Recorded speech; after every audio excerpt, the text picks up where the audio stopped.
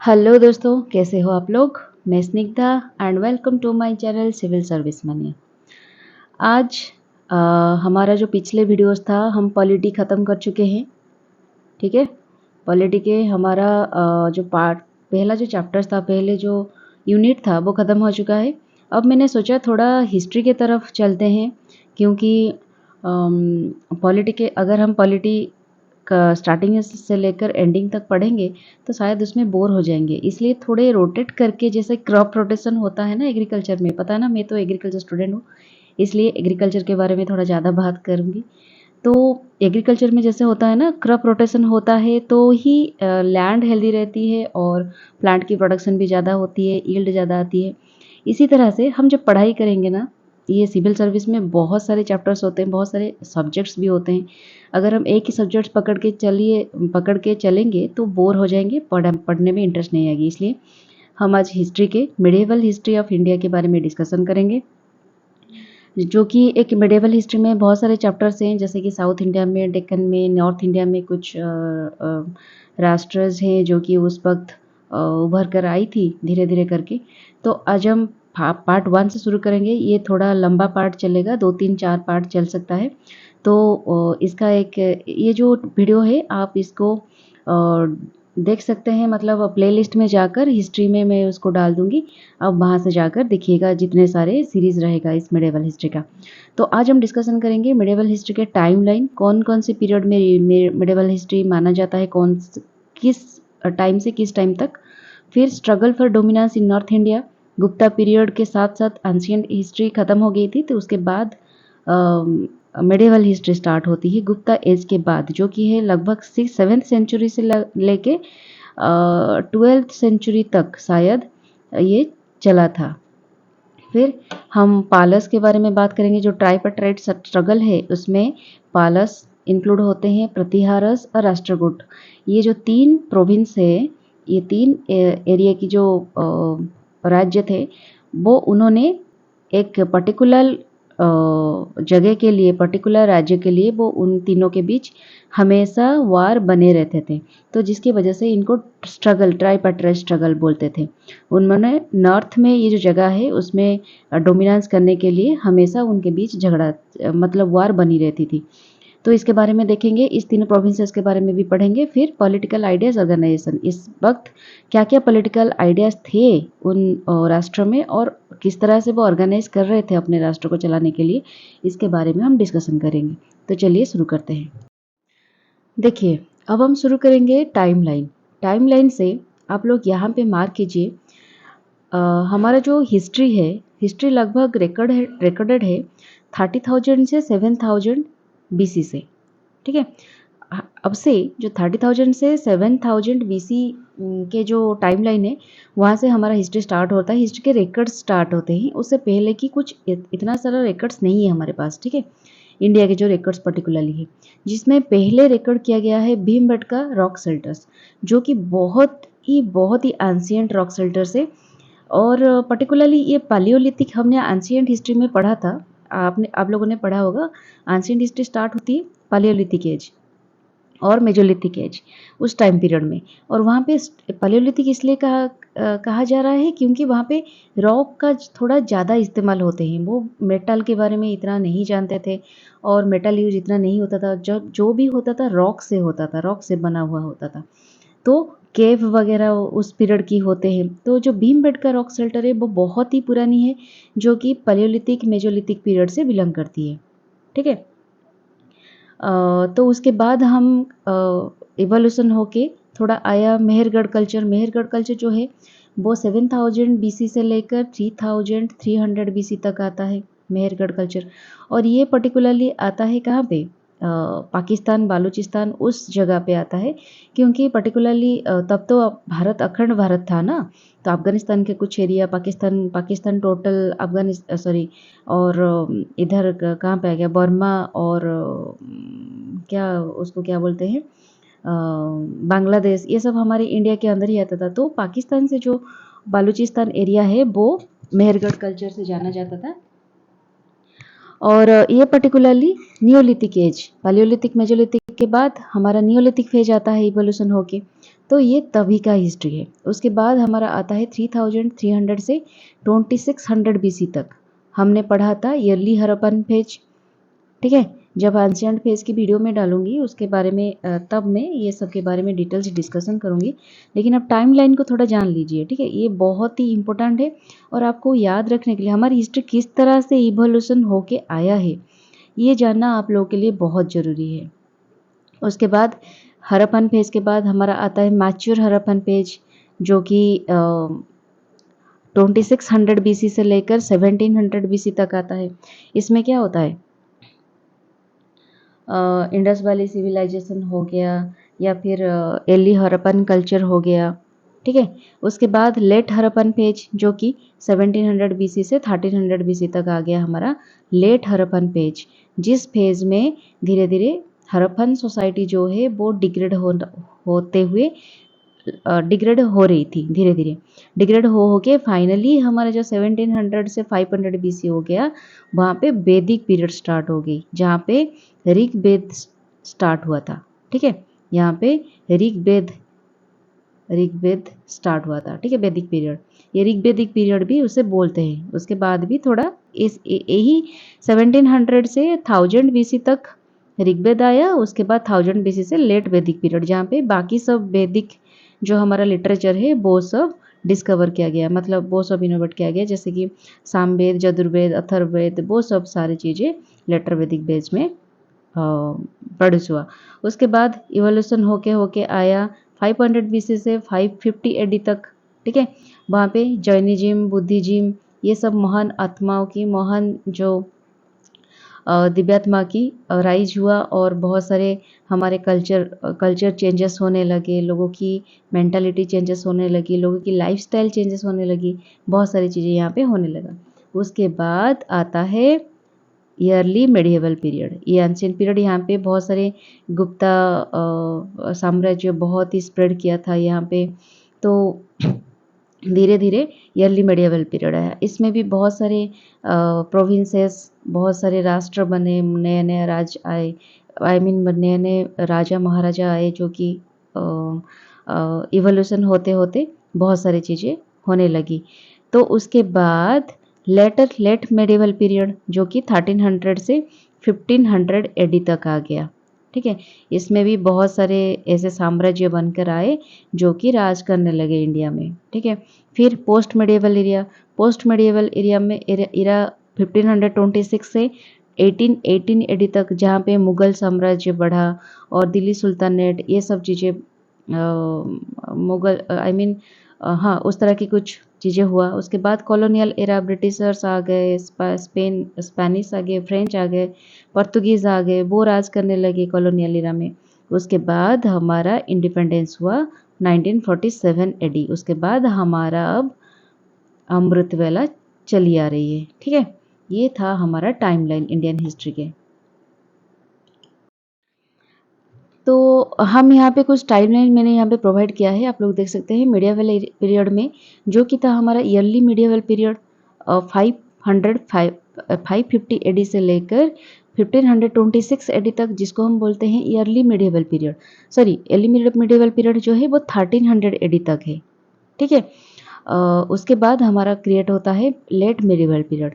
Early medieval period में आप लोग इतना याद नहीं रखना है आप लोगों को, लेकिन थोड़ा आपको जानना भी ज़रूरी है कौन सी पीरियड में क्या क्या हुआ था। जैसे कि हर्षवर्धन के पीरियड ख़त्म होने के बाद ही हमारा स्टार्ट हुआ अर्ली मेडिएवल पीरियड। उससे ह्वेनसांग आए थे इस पीरियड में।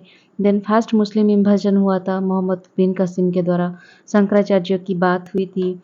फिर अमर घोष जो कि पालक किंग थे, अमर घोष पालक किंग थे या फिर प्रतिहार किंग थे, थोड़ा याद नहीं आ रहा है मुझे, आगे जाकर पढ़ेंगे हम। फिर मोहम्मद गजनी की इन्वेजन हुआ था। फिर उस तरह की चंडलस, चोलस, कदम्बस, राष्ट्रकूटस, ये सब रूलर्स की, ये सब एम्पायर एस्टेब्लिश्ड हुई थी इन समय पे। चालुक्य एम्पायर अटैक्ड हुआ था, बहुत सारी चीज़ें हुई थी मेडिएवल पीरियड में। फिर फर्स्ट बैटल ऑफ टेरेन हुआ था जो कि मोहम्मद घोरी और पृथ्वीराज चौहान के बीच हुआ। दिल्ली सुल्तानेट के इरा भी चल रही थी वहाँ पे। सेकेंड बैटल ऑफ टेरेन भी हुआ। फिर बैटल ऑफ चंदवार ये भी हुआ। फिर Marco Polo came to India. कभी कभी एमसीक्यूज में ना ये सब चीज़ें पूछा जाता है कि मेडिवल इंडिया में किसके पीरियड में ये सब आए थे, हुएन सांग कब आए थे, ये सारी चीज़ें पूछा जाता है, तो थोड़ा थोड़ा आप याद रख सकते हो। फिर हमारा जो लेट मेडिवल पीरियड है वो कहाँ से कहाँ तक था, वो था 1300 एडी से लेकर 1500 एडी, टोटल 1526 जो कि मुगल साम्राज्य स्टार्ट हो गई थी। ठीक है, 1300 एडी जो है एस्टेब्लिशमेंट ऑफ खिलजी डिनास्टी, वहाँ पे खिलजी डिनास्टी कैसे हुआ, विजयनगर एम्पायर कैसे हुआ, वास्को डा गामा इसी पीरियड में आए थे, इस लेट मेडिवल पीरियड में।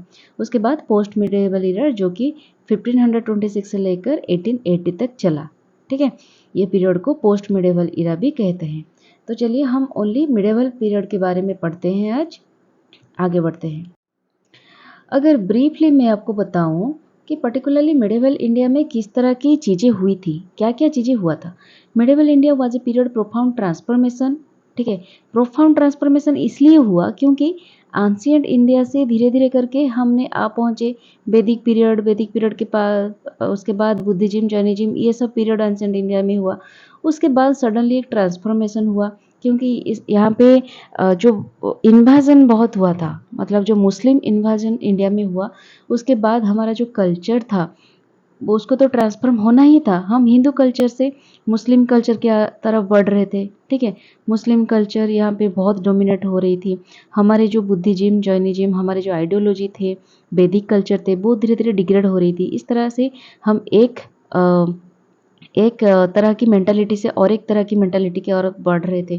तो इसलिए बहुत सारे ट्रांसफॉर्मेशन हो रहे थे, जैसे कि rise and fall of powerful dynasties. हमारा जो गुप्ता एम्पायर था वो बहुत ही पावरफुल था, बहुत सालों तक उन्होंने राज किया था, वो फॉल हो गई। सिग्निफिकेंट कल्चरल आर्किटेक्चरल डेवलपमेंट हुआ क्योंकि हम जितने सारे हमारे एरिया में कन्फाइंड थे, जब बाहर से कोई लोग आए, हमारे इन्वाजन हुआ, तो उनका जो कल्चर था हमारे कल्चर के साथ मिक्सअप हो गया। तो उसकी वजह से आर्किटेक्चरल और कल्चरल डेवलपमेंट भी, अचीवमेंट भी कुछ होने लगा। And the advent of European colonialism, यहाँ पे यूरोपियंस भी आने लगे। वास्को डा गामा जो पहली बार एंटर किया हमारे इंडिया के बीच, तो धीरे धीरे उनका कल्चर भी हमारे कल्चर के साथ मर्ज होने लगा, तो ये भी होने लगा। This era stretching from 12th to 18th century. ठीक है, 18th सेंचुरी तक स्ट्रेच होने लगा ये। The establishment of Islamic rule, north India में हमारे टोटल था हिंदू रूल जो चली आ रही थी, उसका डिग्रेडेशन हो गया और इस्लामिक रूल स्टार्ट होने लगी। Splendour of the Mughal empire, Mughal empire बहुत आगे बढ़ने लगी। And the shaping of the subcontinent socio political landscape, हमारे जो लैंडस्केप थे वो भी थोड़ा आइडेंटिफाई होने लगी, मतलब कहाँ पे कहाँ तक नॉर्थ है, साउथ है, और डिफरेंट तरह की इस तरह के आइडेंटिफिकेशन होने लगा। कुछ की इवेंट्स इस मिडेवल पीरियड में हुआ था, जैसे कि दिल्ली सुल्तानेट, ये एक बहुत ही फॉर्मेशन हुआ, एक बहुत ही अहम हिस्सा था, अहम रोल निभाए हमारे इंडिया के ट्रांसफॉर्मेशन में। ठीक है, the expansion and consolidation under the Mughals period में बहुत सारे डेवलपमेंट हुई है हमारे इंडिया में, बहुत सारी चीज़ें खराब भी हुई है। ठीक है, ऐसा नहीं सिर्फ पॉजिटिव एस्पेक्ट्स में हम देख सकते हैं, नेगेटिव भी कुछ चीज़ें हुआ था तब। And early European interventions that set the stage of colonial Europe, तो ये तो आपको धीरे धीरे पता चलेगा यूरोपियन कैसे इंटरवेन किए और कैसे हमारा कॉलोनियल रूल स्टार्ट हुआ। तो इस तरह से धीरे धीरे इवोल्यूशन, जैसे इवोल्यूशन होता है ना, हमारे इंडिया का भी उस तरह से इवोल्यूशन हुआ है। ठीक है, तो नेक्स्ट चलिए जानते हैं टाइम फ्रेम। कुछ टाइम फ्रेम के बारे में हम पढ़ेंगे यहाँ। थोड़ा हम टाइमलाइन फ्रेम में थोड़ा कुछ डिस्कशन करते हैं, जैसे कि by the end of Gupta empire, Gupta empire 6th century AD में ख़त्म हो गई थी। गुप्ता एम्पायर का जो लास्ट एम्पायर थे, लास्ट जो राजा थे वो कौन थे, हर्षवर्धन थे। ठीक है, हर्षवर्धन। तो and the beginning of the Mughal empire, ये जो मुगल एम्पायर 1526 से स्टार्ट हो गया था, तो ये जो बीच का पीरियड है उसको हम बोलते हैं मिडेवल इंडिया, आप लोगों को पता है। तो इट में बी डिवाइड इनटू 2 पीरियड्स, तो early medieval period and let medieval period. Early medieval period जो कि 6th से 13th सेंचुरी तक था, और लेट मिडेवल पीरियड जो कि 13th से 16th सेंचुरी, लगभग 15th सेंचुरी 16th सेंचुरी मान के चलिए वहाँ तक था, ending with the start of Mughal empire. ठीक है, मुगल एम्पायर तक स्टार्ट हो गया था हमारा कॉलोनियल इरा अभी थोड़ा थोड़ा स्टार्ट हो रही थी, ठीक है। The Mughal era from the 16th century to the 18th century is often to referred as early modern period. Modern period इसलिए और इसको कॉलोनियल पीरियड भी बोलते हैं क्योंकि इस पीरियड में यूरोपियंस की इन्वेजन हुआ था, जिसके वजह से धीरे धीरे कॉलोनियलिज्म भी स्टार्ट हुआ था वहाँ पे, ठीक है। But is sometimes also included in the late medieval period. Late नहीं, पर्टिकुलरली इसको अर्ली मॉडर्न पीरियड के हिसाब से ही मान के चलते हैं। After Harshavardhan, Harshavardhan last Gupta empire के राजा थे 7th सेंचुरी में। The Rajputs emerged as a powerful force in medieval India. यहाँ पे क्या हुआ था, and dominated the Indian political scene for about 500 years from the 7th century। Harshvardhan के जाने के बाद क्या हुआ, हमारा ट्राइपेट्रेट स्ट्रगल हुआ, और ये ट्राइपेट्रेट स्ट्रगल 3 बड़े बड़े एम्पायर के बीच हुआ था, जैसे कि हम आगे जाकर पढ़ेंगे। पालस थे, प्रतिहारस थे और राष्ट्रकूट थे। तो उनके बीच जो स्ट्रगल हुआ, स्ट्रगल के बाद क्या हुआ, राजपूत एम्पायर की मतलब राइज हुआ, राजपूत। तो ये बहुत देर तक और बहुत स्ट्रांग थे, अपने एम्पायर को बहुत स्ट्रांगली मेंटेन कर रहे थे, ऑर्गेनाइज कर रहे थे, और ये बहुत लगभग 500 साल तक उन्होंने शासन किया था, ठीक है, राजपूत। द पीरियड फ्रॉम 750 से 1000 C saw the rise of 3 important empires. देखिए मैं आपको बोल रही थी 7th सेंचुरी के लगभग आसपास ही ये 3 एम्पायर की राइज हुआ, जो कि जिसको बोलते हैं गुर्जरा प्रतिहार, जो कि वेस्टर्न इंडियाज में राइज कर रहे थे, पालस जो कि ईस्टर्न इंडिया में राइज कर रहे थे, और राष्ट्रकूटस जो कि डेक्कन एरिया में राइज कर रहे थे। हमारे जो इंडिया है, सॉरी ये नहीं है, हमारा जो इंडिया है इस तरह से, ठीक है। तो इंडिया में ये जो पार्ट है, वेस्टर्न पार्ट, ये था गुर्जरा प्रतिहार। गुर्जर आप याद रख सकते हैं, गुजरात से बिलोंग करते हैं, और गुजरात हमारा वेस्ट में है, तो ये प्रतिहारस वेस्टर्न इंडिया में राज कर रहे थे। फिर डेक्कन एरिया में राष्ट्रकूट ये राज कर रहे थे, और ईस्टर्न इंडिया में पालस राज कर रहे थे। तो ये तीनों के बीच हमेशा वार बनी रहती थी। यहाँ पे एक कनौज नाम के एक जगह थी, जो कि गुप्ता एम्पायर की कैपिटल थी, हर्षवर्धन की कैपिटल थी। और ये बहुत ही, वो जो कनौज था वो बहुत ही क्या बोलते हैं, कनौज जो एरिया है बहुत डेवलप था, क्योंकि ये गंगा वैली के किनारे था, ठीक है, गंगा वैली के किनारे। और गंगा आपको पता है बहुत ही फर्टाइल एरिया है वहाँ पे, और बहुत ही मिनरल्स रिसोर्सेस भरपूर एरिया है, जिसके वजह से इनको बहुत आसानी हो रही थी। ये जो गुजरात से लेकर यहाँ पे ट्रेड वगैरह बहुत अच्छी से चल रही थी, और यहाँ पे रिसोर्स इतने सारे होते थे, क्योंकि एग्रीकल्चर भी बहुत अच्छा होता था, और बहुत सारी चीज़ें मिलती थी यहाँ पे, मिनरल्स, माइंस, मिनरल्स, ये सब सारी चीज़ें भी यहाँ पे बहुत मिल रही थी।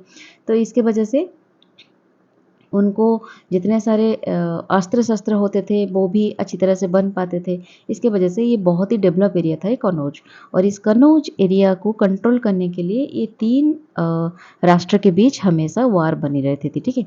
Among this 3 Rashtrakuta empire lasted longer. Rashtrakuta थोड़ा बहुत ही स्ट्रांग थे, और बहुत देर तक उन्होंने राज किया, लगभग 100 साल तक। और bridge between the south and north India, उन्होंने ये जो डेक्कन एरिया में राष्ट्रकूटस थे वो ब्रिज कर रहे थे, साउथ इंडिया और नॉर्थ इंडिया के बीच एक ब्रिज बनाने में मददगार हो रहे थे in economic as well as cultural matters, ठीक है।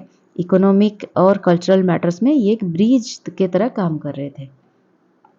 नेक्स्ट चले जानते हैं, struggle for dominance in north. जैसे कि मैं आपको बता रही थी, देखिए Kannauj was strategically and commercially very important in medieval India, जो कि, और ये एक चीज़ हो रहा था, Ganga trade route and was connected to silk route. So silk route हुआ था, जो सिल्क रूट के साथ जो सिल्क रूट यहाँ पे मेडिटेरियन रीजन के साथ कनेक्ट करता है, और इसी रूट के माध्यम से यूरोपियंस भी एंटर कर रहे थे इंडिया में, सुविधा हो रहा था, मतलब आसानी हो रही थी। तो इसी वजह से ये कनौज एरिया बहुत ही इम्पोर्टेंट था सबके लिए। Previously Kannauj was capital of Harshavardhana empire in medieval India. The conflict among these 3 powers basically for control over Kannauj area of Ganga Valley is often described as tripartite struggle।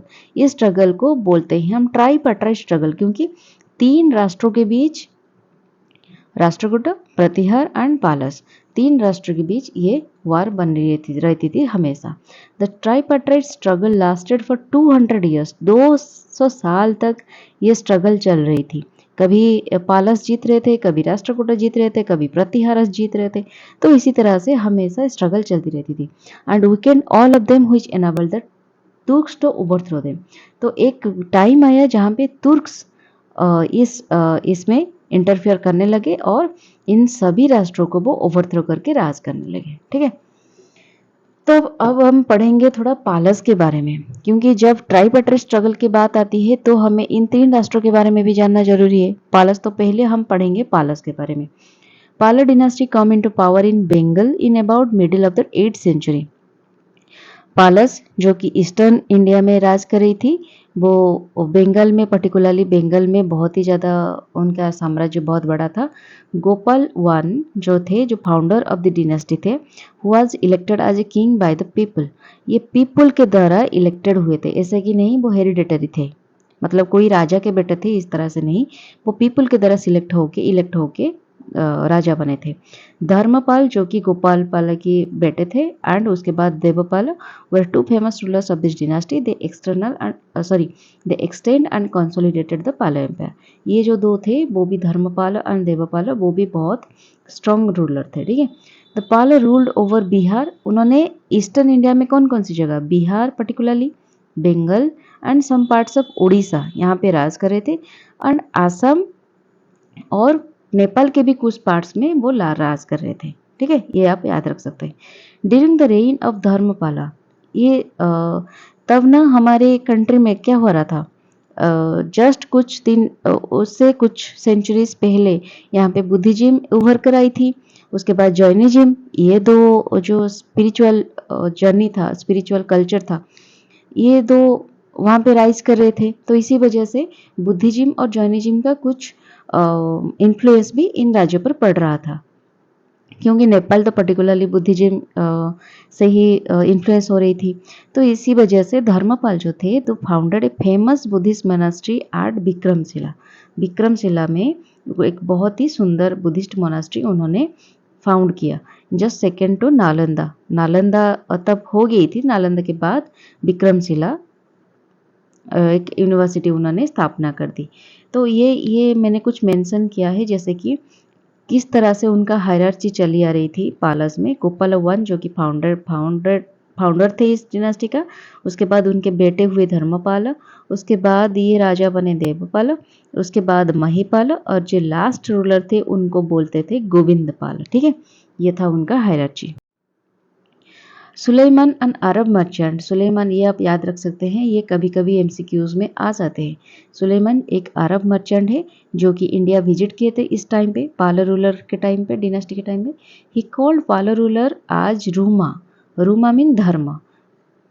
जिस तरह से मैंने आपको पता है पिछले स्लाइड में, धर्मपाल जो थे वो Buddhist monastery, Dharmapala Buddhist monastery उन्होंने बनाया था ना विक्रमशिला, तो इसी वजह से उनका नाम दिया था रूमा, पाला डिनास्टी को। Mention about the war between पाला राष्ट्रकूट प्रतिहार। तभी भी ये तीनों राष्ट्रों के बीच चली आ रही थी वार, तो ये बात भी उन्होंने मेंशन किया था। The Nalanda university was revived by Dharmapala. Nalanda university को भी रिवाइव किया जा रहा था धर्मपाल के द्वारा। और they had close cultural relation with Tibet. Tibet जो कि ये क्योंकि ये बुद्धिस्ट थे, बुद्धिस्ट मोनार्ची खड़ा किए थे ना, तो बुद्धिज्म को पैट्रोनाइज कर रहे थे, इसी वजह से तिब्बत के साथ उनका थोड़ा अच्छा संबंध था। Also patronized Shaivism and Vaishnavism. Shaivism जो शिव जी के भक्त थे ये, और वैष्णविज्म भी विष्णु जी की भी पैट्रोनाइज कर रहे थे। Give grants to large number of Brahmans to north India. वो हर एक मतलब रिलीजियसली वो सेक्युलर थे। ठीक है, trade and cultural contact with south east Asian countries, उनके साथ वो ईस्ट के था ना। देखिए आप यहाँ पे देख सकते हैं पाला डिनास्टी कितने कहाँ से कहाँ तक लार्ज मतलब रूल कर रही थी। तो इसी वजह से बर्मा में भी उनका रीच था, मालया भी था, ये सब ईस्ट में आता है ना, और जाभा सुमात्रा ये सब एरिया में भी उनकी रीच थी। ठीक है, रूल्ड बाय शैलेंद्र डिनास्टी। देखिए तब ना बर्मा, मालया, जाभा, सुमात्रा ये सब जगह पे शैलेंद्र डिनास्टी रूल कर रहे थे। और वो साउथ ईस्ट एशियन कंट्रीज़ में वो काफ़ी बार बहुत सारे एम्बेसीज़ पालाकोट को उन्होंने भेजा था। ठीक है? ये हो गया पाला डिनास्टी के बारे में। फिर हम पढ़ेंगे प्रतिहार डिनास्टी। प्रतिहार डिनास्टी में क्या हुआ था एम्पायर में? देखिए, प्रतिहार उसको गुर्जर प्रतिहार भी बोलते हैं। पर्टिकुलरली ये गुजरात से भी बिलोंग करते हैं। गुजरात की मेजर एरियाज़ में ये राज करते थे। ये हो गया हमारा वेस्टर्न साइड में इनका डोमिनेंस था। गुर्जर प्रतिहारस हुए थे वेरली राजपूत। इनको राजपूत भी बोला जाता है। ये ईयरली राजपूत है। Ruled from Gujarat to south western Rajasthan. South western माने देखिए, ये गुजरात हो गया, गुजरात से साउथ ये राजस्थान हो गया। ये टोटल इस एरिया में वो राज कर रहे थे। ठीक है? Laterally they ruled over Kannauj.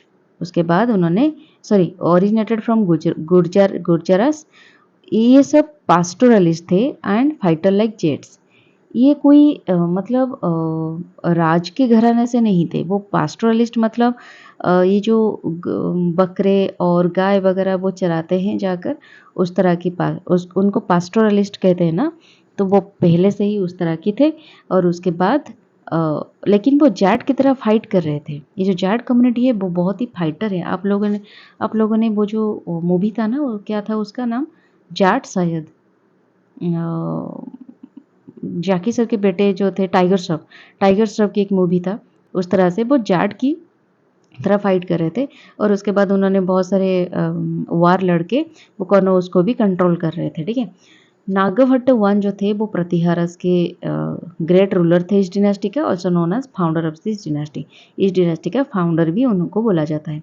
He defeated Arab forces and prevented them entering India. तब अरब राष्ट्र की, यहाँ पे अरब कंट्री था ना, तो अरब से भी बहुत सारे इन्वेजन हो रहे थे, तो उन्होंने वो इन्वेजन को रोका था। भोजो वन थे real founder of this dynasty. ठीक है? Was one of the famous rulers of the dynasty.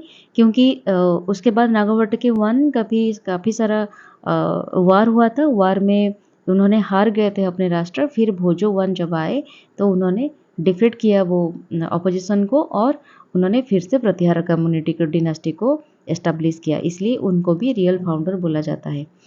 He was devoted to Vishnu. वो विष्णु के डिवोटी थे, मतलब हिंदुइज्म थे। एंड लैटर अडोप्टेड ने आदि बराह। उसके बाद उनको आदि बराह के नाम पे भी नामित किया गया। Which has been incorporated as a legend in some of his coins. कुछ कॉइन्स में भी उनका नाम मेंशन किया जाता है। Defeated by Pala rulers Devapala. उन्होंने फिर वार हो रही थी, हमेशा वार के बीच में वो लोग रहते थे, तो पाल रूलर से वो डिफीटेड हुए थे। Important trade during this region, imported horses from central Asia and Arabia. वो उनके पीरियड में सेंट्रल एशिया और अरब की जगह से हॉर्सेस इंपोर्टेड हो रहे थे। ठीक है? ये एक हियरार्ची देखिए, नागाभट्ट वन जो फाउंड किए थे, उसके बाद भोजो आगे, उनको आदिबराह भी बोलते हैं और मीर भोजो भी बोलते हैं। उसके बाद उनके बेटे आगे महेंद्रपाला, उसके बाद आगे राज्यपाला। ये थे last ruler of this dynasty.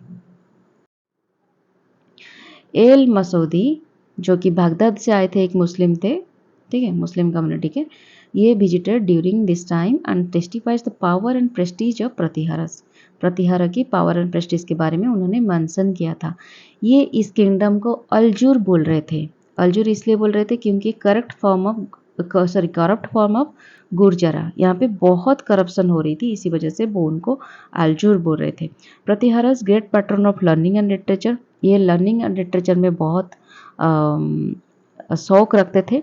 Great Sanskrit poet and dramatist Rajashekhar ये महिपाल की कोर्ट में प्रेजेंट थे। ठीक है? और उन्होंने बहुत सारे ऐसे बुक्स भी लिखे थे। Rashtrakuta king Indra three and Krishna three attacked Pratihara. ये दोनों प्रतिहारों को अटैक किए थे and this weakened the empire. इसके बाद इस एम्पायर वीकेंड होने लगा। They captured Gujarat and the hub of trade for this empire. Gujarat trading के हब था, क्योंकि ये जो भारत का ये जो नक्शा है ना, यहाँ पे गुजरात आता है, तो ये ट्रेडिंग का हब था इसलिए क्योंकि ये सी का वेस्टर्न साइड में पोर्ट वगैरह यहाँ पे था, और अरब से यहाँ तक आ रहा था, सब ट्रेडिंग वगैरह चल रही थी। तो इसी वजह से इसको उन्होंने कब्जा कर लिया, जो राष्ट्रकूट के किंग है। इसके वजह से वो ये जो प्रतिहार किंग एम्पायर हो गया वो थोड़ा वीकेंड होने लगा। उसके बाद हम पढ़ेंगे राष्ट्रकूट के बारे में। बस इतना ही याद रखना है, बहुत सारी चीज़ें इसमें पढ़ने चीज़ नहीं है, क्योंकि इतना आप याद तो नहीं रख पाएगा, पहली बात, और सेकेंड बात हमें जितना चाहिए हम उतना ही पढ़ेंगे। ज़्यादा याद रखने से ना दिमाग भी बहुत मतलब ओवरलोड हो जाता है, ठीक है। तो ये राष्ट्रकूट के बारे में हम पढ़ेंगे। रूलिंग ओवर डेक्कन, राष्ट्रकूट यहाँ पे ये जो डेक्कन एरिया है कम्प्लीटली वेस्टर्न ईस्टर्न, ये एरिया में बहुत पर्टिकुलरली ये एरिया में बहुत राज कर रहे थे Rashtrakuta area. Founded by Danti Durga, Danti Durga जो है वो राष्ट्रकूट के फाउंडर थे। कैपिटल मान्यखेत, उनका कैपिटल का नाम था मान्यखेत और मालखेत, नियर मॉडर्न सोलापुर अब जो है वहाँ पे उनका कैपिटल था। फोर्ट कंस्टेंटली एग्नेस्ट ईस्टर्न चालुक्यस, अब भेंगी, वहाँ पे ईस्टर्न चालुक्यस और भेंगी जो कि मॉडर्न आंध्र प्रदेश एरिया में वो राज कर रहे थे। एंड साउथ में against Pallavas of Kanchi and Pandyas of Madurai, Madurai में पांड्यस के राज था, कांची में पल्लवस था, एंड भेंगी में चालुक्यस था। भेंगी को आंध्र प्रदेश में भी, मॉडर्न आंध्र प्रदेश भी बोला जाता है। ये सब राज्यों के साथ उनका कंस्टेंटली वार चल रही थी, ठीक है। ये राष्ट्रकूट की ग्रेटेस्ट किंग थे गोविंद III एंड अमोघवर्ष, अमोघवर्ष हमने पढ़ा था पिछले स्लाइड में।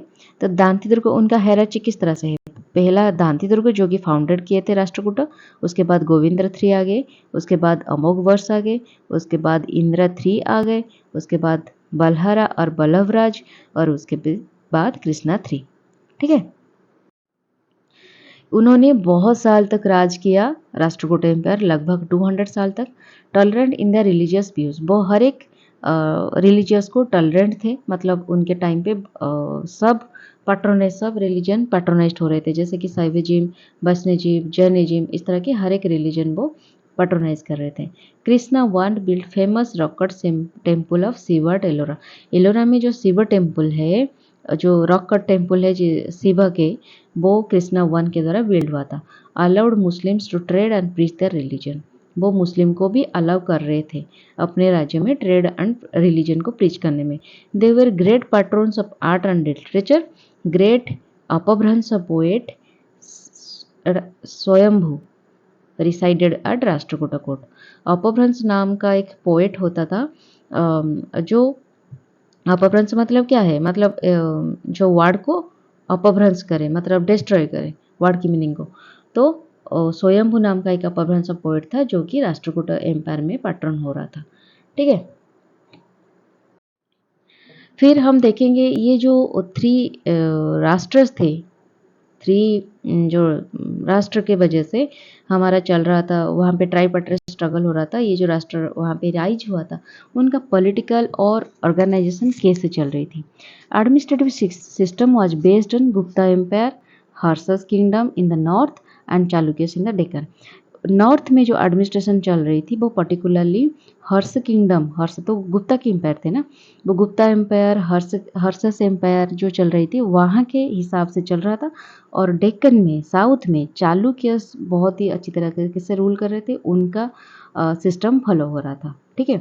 तभी तो एडमिनिस्ट्रेटिव सिस्टम कैसा था, जो किंग थे वो एडमिनिस्ट्रेशन के हेड थे एंड कमांडर इन चीफ थे आर्म फोर्स के। जैसे कि हमारा जो अभी आर्म फोर्स के कमांडर इन चीफ कौन होते हैं, प्रेसिडेंट होते हैं, चीफ होते हैं, ठीक है। जिस तरह उसी तरह से किंग जो होते हैं एडमिनिस्ट्रेशन के हेड होते थे और कमांडर इन चीफ होते थे आर्म फोर्सेस के। यूजुअली द एल्डेस्ट सन, जो पहला सन होता था किंग का, बड़े बेटे जो होते थे वो राज्य संभालते थे, जो उनके छोटे बेटे होते थे वो प्रोविंशियल गवर्नर्स, मतलब उस राज्य के अंडर में जो भी प्रोविंसेस आ रहे थे वो साइड वाला प्रोविंसेस में वो वहाँ पे प्रिंसेस थे, ठीक है। अलग सब जो ब्रदर्स होते थे, ये बड़े बेटे हो गए, उनके छोटे वाला बेटे वो प्रोविंसेस संभाल रहे थे, और उनके बाद जो भी छोटे बच्चे होते थे, छोटे बेटे होते थे, वो brothers fought to gain throne, वो अलग सब थ्रोन गेन करने के लिए वो युद्ध करते रहते थे, ठीक है। प्रिंसेस वर रेयरली अपॉइंटेड, प्रिंसेस को रेयरली अपॉइंट किया जा रहा था, लेकिन चंद्रवाला भी एंड अमोघवर्ष वंश जो डटर थे, उन्होंने रायचूर दोआब को, काफ़ी बार देखा गया है वो रायचूर दोआब को रूल कर रहे थे, ठीक है। इस तरह के एडमिनिस्ट्रेटिव सिस्टम। उनका नॉर्मल एडमिनिस्ट्रेशन ये था रूल्स। लेकिन कभी कभी क्या होता है, एक्सेप्शन भी होते हैं ना, तो ये दोनों एक्सेप्शन है, ठीक है। फिर kings were aided by ministers, उनको मिनिस्टर्स हेल्प कर रहे थे काम में। वेर ऑल्सो हेरिडेटरी, ये जो मिनिस्टर्स होते थे वो भी हेरिडेटरी होते थे। मिनिस्टर हो गए मिनिस्टर, मिनिस्टर के बेटे हो गए फिर मिनिस्टर्स, ठीक है।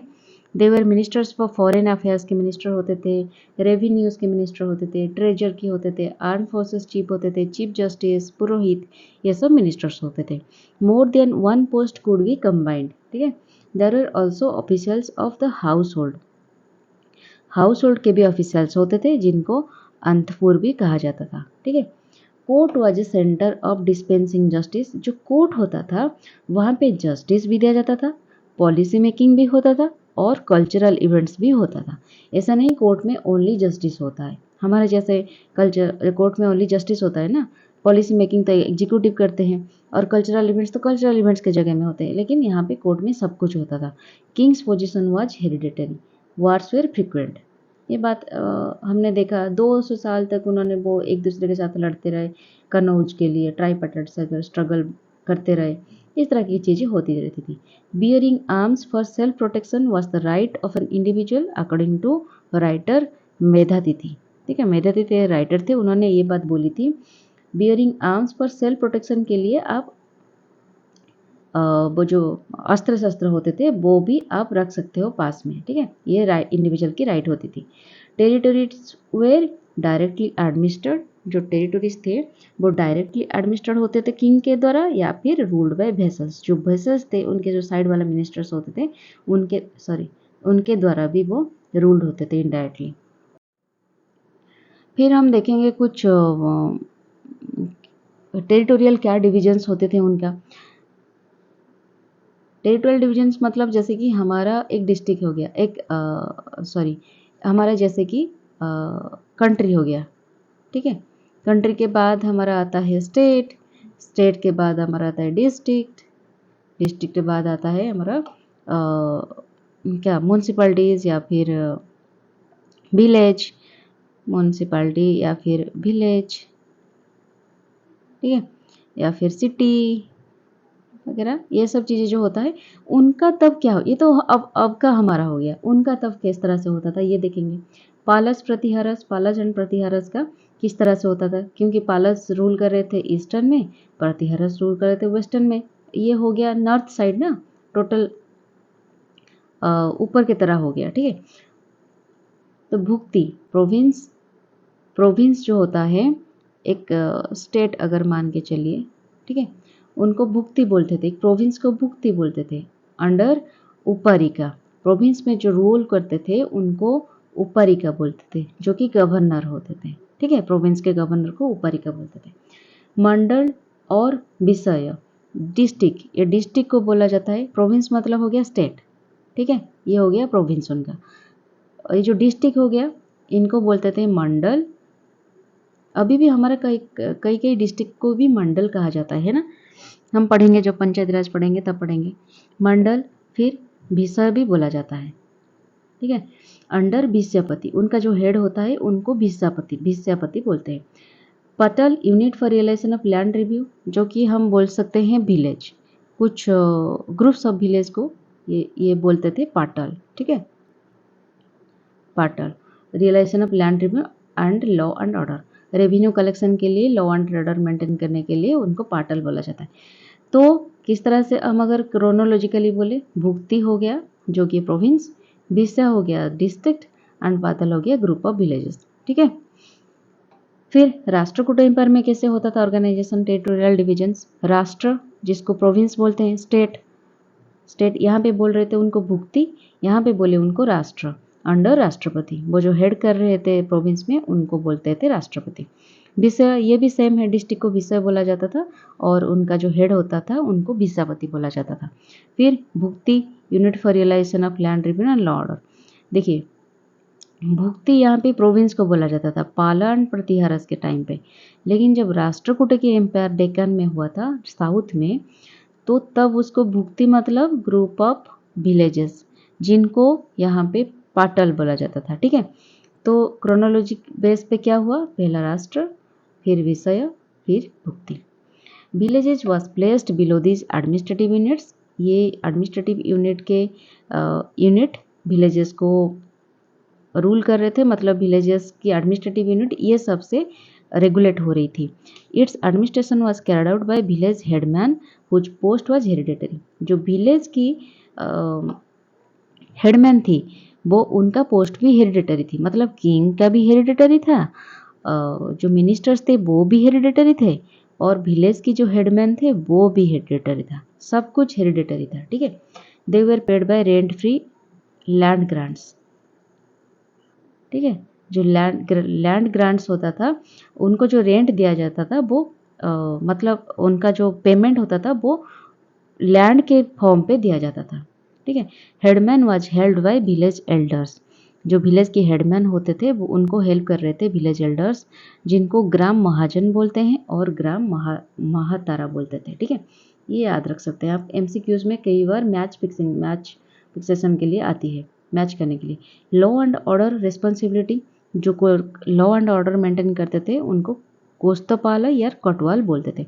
Hereditary revenue officers in Deccan, revenue officers भी जो होते थे वो भी हेरिडिटरी होते थे, उनको नॉर्थ गावुंडस या फिर देशग्रामकुतस बोलते थे। ठीक है, स्टेट वाज एसेंशियली सेक्युलर, मतलब हर एक रिलीजन को वहाँ पे कदर किया जाता था। Kings were worshippers of Shiva, Vishnu, Jainism, Buddhism, but they never persecuted non followers and patronized all religions equally.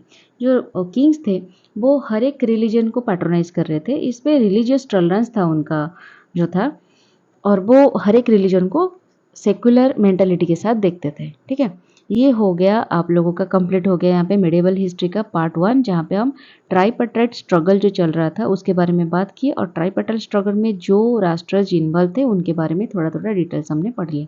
अब हम नेक्स्ट वीडियो में पढ़ेंगे नॉर्थ में कौन कौन सी राष्ट्रज राइज हुआ था और उनके बारे में डिटेल्स पढ़ेंगे। तो इसलिए आज के लिए इतना ही। अगर मेरी वीडियोज़ आपको अच्छी लगे तो ज़रूर सब्सक्राइब करना। टाटा बाय।